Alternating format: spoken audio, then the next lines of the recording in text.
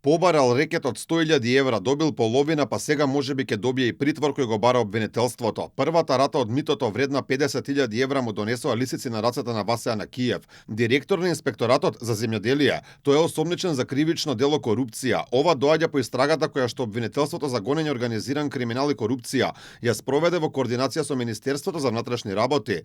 Тој побарал мито за да му дозволи на увозник во Македонија да внесе производи кои наводно биле забранети во земјава. Осомничениот во период од 5 овој месец до вчера како службено лице, директор на Државниот инспекторат за земјоделство, директно побарал значителна имотна корист за себе за да изврши службено действие, што би морало да го изврши, вршејќи притисок врз службени лица да не се одобри увоз на стока на правно лице, иако истата многу пати претходно била увезувана.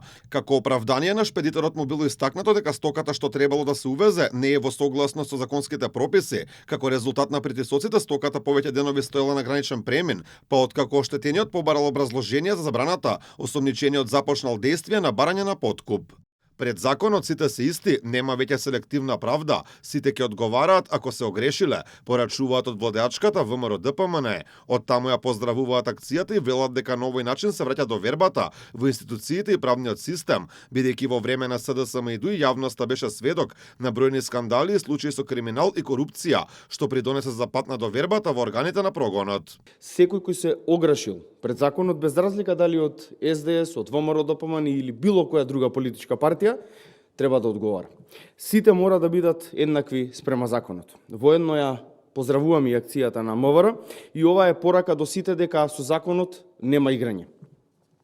Дополнително ние не очекуваме ова да го разберат колегите од СДС, затоа што тие се уште една иста криминална банда која што сака да дојде на власт само за повеќе да краде. Акцијата на МВР и обвинителството ја поздравуваат и од Социјалистичката партија на Македонија, коалициониот партнер во власта, од каде доаѓа Анакиев. Нашите очекувања од новата демократска власт се во воспоставувањето на владењето на правото и на правната држава, но и во одговорноста во работењето на секој поединец или институција.